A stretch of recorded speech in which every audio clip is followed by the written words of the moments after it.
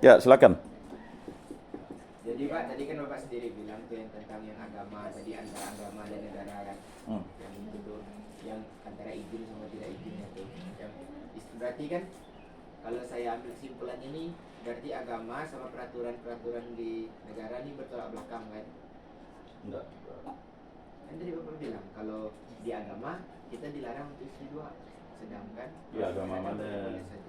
Agama Agama itu Pak yang Agama dianut mana? sama kita sendiri. Agama Katolik. Mana agama lain bisa? Tidak bertentangan lah. Jadi Pak, Nah, jadi maksudnya pertanyaannya apa nih? jadi seharusnya itu kita bagusnya ikut peraturan mana? Peraturan agama atau negara? Makanya justru di situ. Pertanyaan kamu itu kan punya potensi. Potensi untuk sesat dan potensi untuk yakin kan? Ya kan? Sebenarnya kalau kamu misalnya ya rajin membaca kitab Kejadian, lalu kamu berpotensi sesat, lalu mau buat ajaran baru, ya kan? Mau buat aliran baru Katolik beristri lebih dari satu, kamu kan bisa pakai dalilnya Bapak Yakub. Bapak Yakub ya istrinya 4 boleh. Dia jadi Israel, orang yang bergulat dan dengan Allah dan dimenangkan Allah. Tapi kan kita bukan ajaran itu. Yesus katakan kamu sesat. Musa menuliskan surat cerai kepada kamu karena ketegaran tempurmu. Pada mulanya Allah menciptakan laki-laki dan perempuan. Laki-laki akan meninggalkan ayah ibunya dan bersatu dengan istrinya dan menjadi satu daging. Di situ kan udah jelas, ya kan? Paradigma yang disampaikan Yesus. Paham ya paradigma? Ada yang disebut dengan moral fundamental. Kalau kamu baca buku moral fundamental, di sini tidak ada mungkin pelajarannya. Atau moral fundamental. Biasanya di moral Kristiani 1, moral Kristiani 2. Atau di sini namanya antropologi, namanya mata kuliahnya manusia. Nah itu. Potensi kita untuk sesat itu sudah terjadi. Pada abad pertama misalnya kekristenan itu sudah ada yang sesat. Ada misalnya aliran Arianisme atau ada alirannya. Kalau aliran-alirannya itu kan ada heretik namanya. Nah kalau misalnya ada sekarang yang agak mulai itu, kalau tahun 80-an tuh ada namanya Children of God. Children of God itu berkembang itu muda. Ini anak-anak mudanya, mana tidak suka, mohon maaf ya misalnya ya. Itu habis ibadah, telanjang bulat, habis itu bisa berhubungan badan. Mana kamu tidak suka? Sebagai seorang laki-laki berganti-ganti pasangan, istriku istrimu, istrimu istriku. Di mana tuh Pak? Ya itulah disebut dengan sekte sesat tadi itu. Masa dia sudah melanggar perintah Allah, 10 perintah Allah. Jangan ingin berbuat cabul, dia lakukan berbuat cabul. Ya kan? Jadi 10 perintah Allah itu menjadi paradigma kita. Ya kan? Jadi paradigma kita itu disusun oleh Allah itu secara sistematis dari kitab Kejadian sampai Wahyu. Makanya menjadi paradigma Katolik itu ya dimulai. Makanya kalau kita tidak bisa, mengapa kita berdoa berdoa kepada Allah untuk jiwa-jiwa yang memerlukan doa-doa. Ya kan? Kita ini kan kadang berpotensi salahnya apa? Oh, ini kita mendoakan ini. Kita kan berdoa kepada Allah. Oh, orang Katolik menyembah Maria. Ya jelas kalau kalian tidak mengakui dogma tentang Maria, berarti kalian bukan Katolik. Karena dogma Maria itu diterima sebagai dogma ajaran gereja yang harus kalian terima seutuhnya. Karena setelah mendapat pengakuan dan keabsahan oleh gereja Katolik. Misalnya ada banyak penampakan Bunda Maria itu. Ya. Kalau kalian nanti baca mungkin lebih daripada 30 bahkan 40. Tetapi yang sudah diselidiki itu ada 18 dan itu misalnya Gua Maria, Guadalupe, Gua Maria di Lourdes, misalnya penampakan Maria di Lourdes, penampakan Maria di Guadalupe, penampakan Maria misalnya di ada beberapa tempat itu saya lupa.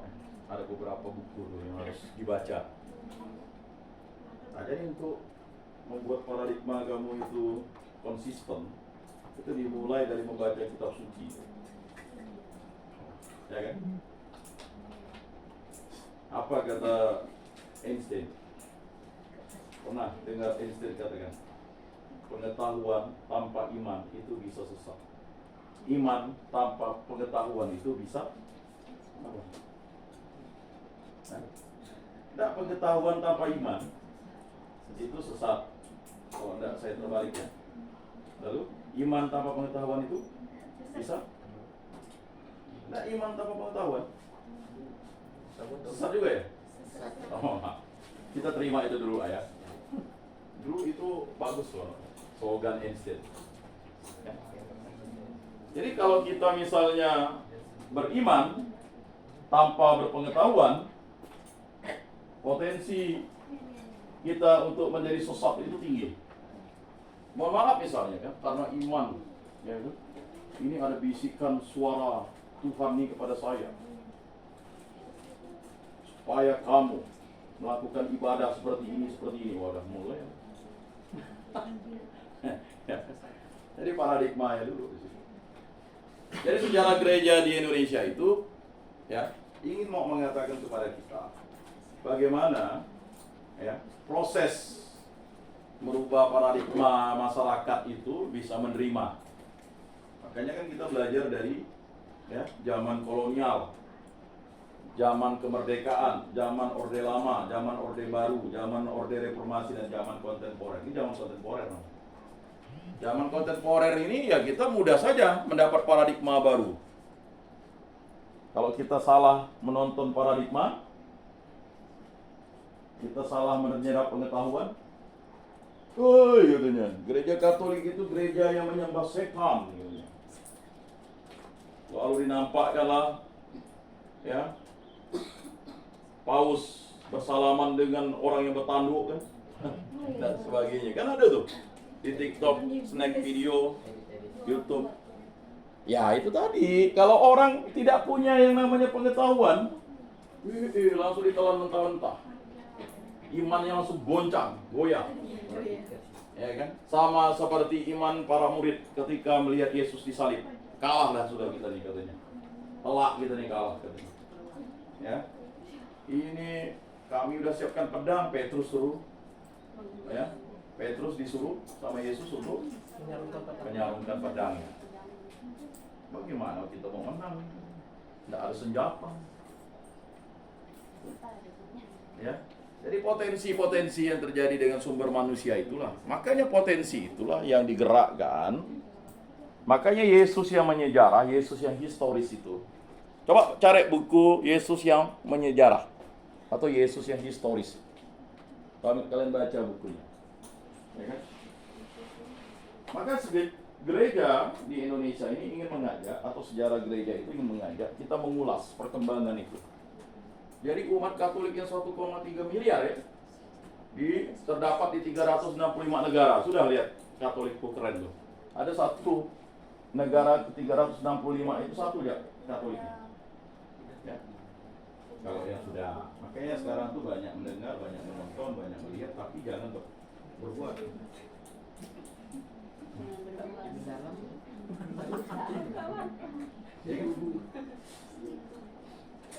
Ya, maksudnya belum lah berbuat. Potensinya ada untuk berbuat. Potensinya ada. Bibir-bibirmu, ya kan? Tangan-tangan. Saya rasa kalau dulu misalnya guru agamanya menyampaikan pelajaran itu sangat bagus ya. Saya udah baca pelajaran kurikulum yang untuk kelas, tidak salah itu kelas SMP udah belajar tentang organ reproduksi, organ tubuh. Nah, udah dijelaskan tuh. Mengapa kok di pelajaran agama Katolik itu ada itu tuh supaya manusia bertanggung jawab. Kalau perempuan itu bisa hamil, laki-laki bisa menghamili. Itu enggak sebenarnya. Potensi itu ada dalam diri kalian. Kan potensi itu bukan di luar diri kalian kan? Maka potensi hawa nafsu itu ada di dalam diri kita gitu. Makanya kita harus mengalahkan dunia, mengalahkan iblis, dan mengalahkan hawa nafsu kita. Menyangkal diri itu kan untuk mengalahkan hawa nafsu. Kayak pertanyaan dia tadi ini panjang nih ceritanya. Dia mau belajar tentang ini, ya kan? Siapa nama ini ketua kelas lupa saya? Dodi kan? Siapa? Bonaventura, Santo Bonaventura.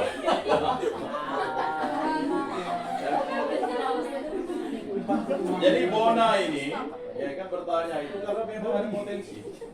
Potensi kita ini kan besar. Karena Tuhan memberikan kita kehendak bebas, bukan patung. Potensi kita ini besar. Potensi ya. Belum beristri, tidak berencana untuk beristri dua. Bagaimana perempuan mau dengan dia kan? Ya. Kalau misalnya Yudas waktu itu berpotensi untuk berkhianat kepada Yesus, Yesus tidak mau pilih dia.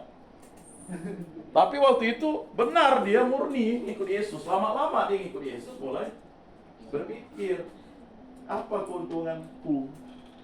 Aku ini opportunities. Begitu juga nanti kalau kalian ikut mata kuliah saya kemarin kan, saya ini jadi katekisnya, apa keuntungan saya?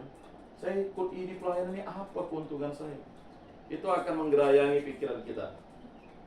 Kalau kita berkeluarga, nanti istri atau suami atau anak kita. Ngapain lah Bapak ikut kegiatan pelayanan gereja nih? Dalam sejarah gereja tuh diceritakan itu. Santo Fransiskus Xaverius. Makanya saya tidak ingin mau mengajarkan detail. Silakan kalian tonton itu ada beberapa yang membahasnya. Sampai dia itu apa nih Tuhan nih? Sampai dilempar salibnya. Lalu kepiting. Bawa ini salibnya ngasih ke dia. Ya. Sampai misalnya di Ayub itu kan. Apalah keuntungan kau nih? Udahlah kau borok masih kau mau menyembah Tuhan. Bahkan Ayub itu udah hampir mau kalah kan. Inilah badannya jauh bau. Jadi Ayub itu kan suatu sastra keyakinan iman seseorang itu.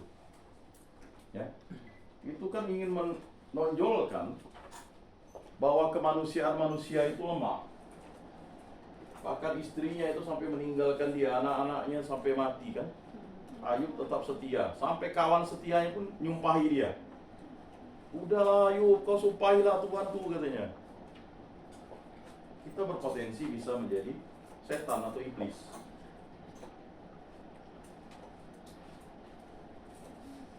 Itu bisa terjadi. Bagaimana bisa terjadinya? Ya? Dimulai dari paradigma tadi ini. Yudas Iskariot, dia menjadi pengkhianat itu, ya. Dimulai dari segala pelayanan. Hebat Yesus nih, disanjung-sanjung sebagai Tuhan. Ini dapat keuntungan besar. Bayangkan orang banyak ngikut Yesus, ya kan? Masing-masing orang ngasihkan 1 dinar untuk ikut Yesus. Mau sembuh 1 dinar, mau sembuh 1 dinar kan? Kaya aku nih, aku bendahara. Ya. Jadi kalau misalnya, ya, di situ potensi. Ya. Berpotensi. Ya potensi. Saya sebagai suami punya potensi untuk selingkuh. Ya, punya potensi. Saya mau potensi kan? Potensi apa? Ada faktor eksternal dan internal dalam analisis SWOT itu. Ya. Kan pernah tahu analisis SWOT ya? Apa? Di situ strength, kekuatan.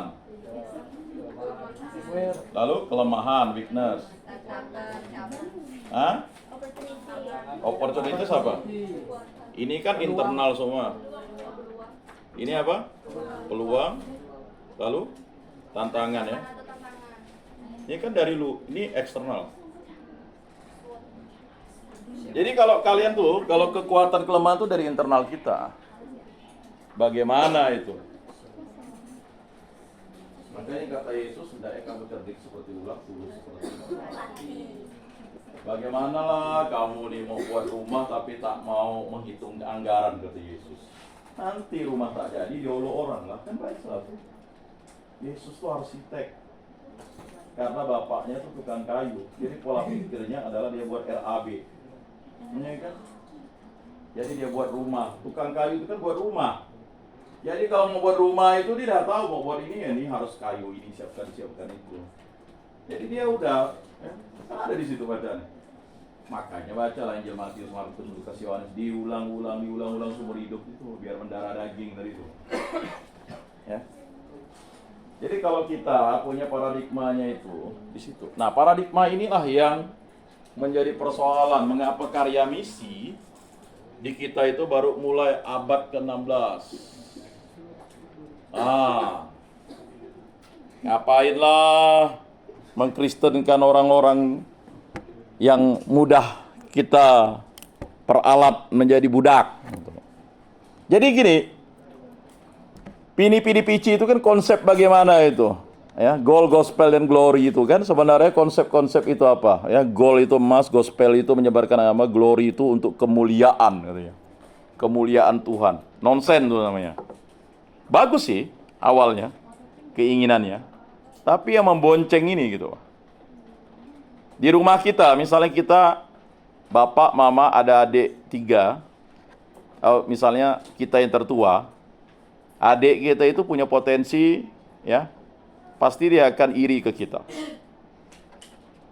Lihatlah mama bapak ini katanya, mentang-mentang dia kuliah, kasih motor, kasih ini, potensinya kan di situ. Kalau potensi itu tidak, ya, dikelola, itu akan mengakibatkan apa? Ribut. Ya kan, luka-luka batin. Tambah lagi misalnya si kakak atau si abang ini berhasil SAG, S2, lalu misalnya jadi PNS, rumah bagus di kota, ya kan, tanah 20 hektar. Lihat adiknya itu berdua itu tidak berhasil dikuasai kan. Nah, bahkan bisa disantet, dipelet supaya sakit. Potensi itu ada di dalam diri. Makanya kekuatan dan kelemahan itu internal sebenarnya. Ya. Ada di dalam diri kita kan, kekuatan itu. Ya kan? Kamu bisa hamil, itulah kekuatanmu. Ya kan? Dia bisa mengamini, itulah kekuatannya. Tapi kelemahannya, ya kan? Kamu bisa hamil, dia mengamini. Tahu enggak? Ini tangan. Tangan ini kekuatan kita. Bisa untuk menulis. Tapi kalau ini paradigmanya ini berubah, kamu melatih tanganmu untuk memukul, kemudian bermain pisau, yang badan begini, ini bisa, ya, bisa membunuh yang mana tuh? Yang paling besar. Wah, kan banyak setan yang bunuh ya. Itu bukan bercanda. Ya. Nah ini, lalu peluang tantangan, ya, eksternal. Sekarang kamu sudah berada di lingkungan eksternal. Ini eksternal ini. Ya. Ya dapat IP-nya, ya, karena sistemnya bukan paket kan. Kalau di beberapa universitas di Jawa udah paket. Jadi berapapun IP-nya itu, kayak Widya Dharma itu, dia tetap bisa ngambil 24 biar masa studinya cepat selesai. Kalau di kita kan masih menggunakan, ya kan, peralihan. Ya tidak apa-apa sih, berdasarkan kemampuan. Tapi nanti untuk mempercepat masa studi ya begitu, karena orang tidak mau lagi lama-lama. Ya bukan asli. Nah, harus unggul, akreditasi. Kan lembaga itu kan tidak terakreditasi, akreditasi lalu unggul nanti. Nah ini kan lembaga ini mau menjadi institut. Setelah itu 2045 menjadi universitas. Ya, kok lama 20 tahun? Untuk belum sebentar 20 tahun. Udah punya anak berapa tuh? Ya justru itu anakmu datang, kamu masukkan anakmu di sini, anakmu sudah universitas, gitu Pak. Kan gitu. Kalau tidak dicita-citakan kan susah. Maka ada disebut rencana induk. Kamu udah buat RIP kamu? Bukan rest in peace, rencana induk perusahaan kamu. Apa lagi itu Pak? Hah? Bapak gitu benar kata saya. Belum RIP jadi Pak. Masih RAP. Iya, itu rencana induk pribadi. Biasanya kan rencana induk itu antara 20 sampai 25 tahun. Ya kan? Misalnya umur 0 sampai 20 apa yang dilakukan? 20 sampai ini biasanya yang ngerancang ini perpaduan ya. 20 sampai 40. Ini harus punya kamu 40 sampai 60, 60 sampai 80, 80 sampai 100. Jadi ini semua ini dalam, kalau saya udah saya rancang sampai jadi OMK itu sampai 102 tahun saya rancang. Coba lihat di Facebook saya tuh. Itu pas lagi saya punya pikirannya fresh gitu. Apa nama Facebook Bapak? Sama namanya. Jadi 0 sampai 20 tahun tuh apa yang dilakukan? Sekarang kalian sudah buat rencana induk itu luar biasa. 0 sampai 20 nih SMA misalnya, pendidikan ya. Ya untuk pendidikan nih. SMA. 20 sampai 40 itu apa? Ya? Hanya S1 kah? S3. Ah, kalau ada yang mau, silakan. S2, S3. 40 60 profesor misalnya. 60 ini masih ya, profesor emeritus. Kemudian 80 sampai 100 jadi empu. Ya kan? Nasihat orang ya kan?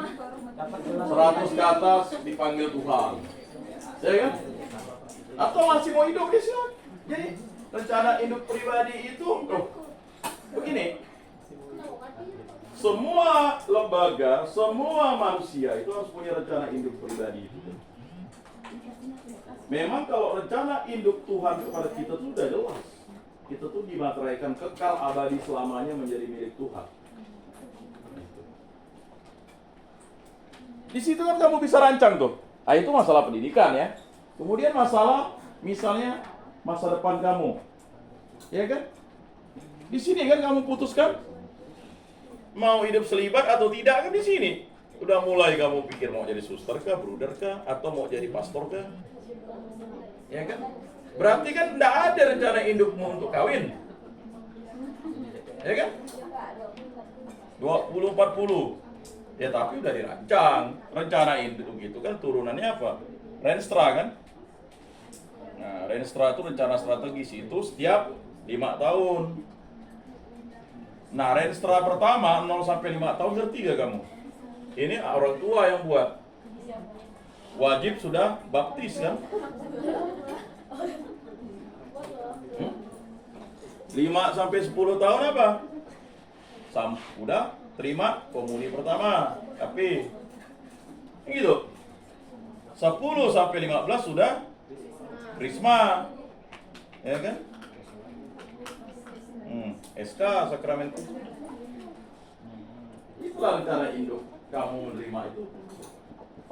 Dalam proses itu kan ada semua. Rancanganku bukanlah rancanganmu, rancanganmu bukanlah rancangan. Tidak ada yang mustahil bagi. Tetapi rancangan induk kita ini sudah. Nanti kalau kita meninggal, rest in peace kan? Kalau hidup masih rancangan induk. Lah, kan begitu. Ya, rest in peace mau rancangan indukmu mau ke surga kan mau ke neraka? Semua orang mau ke surga, tapi untuk mencapai surga itu bagaimana kalau kamu tidak kenal Yesus?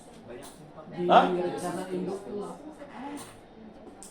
Makanya puji Tuhan lah, itulah rancanganku. Makanya rancanganku bukanlah rancanganmu, rancanganmu bukanlah rancanganku.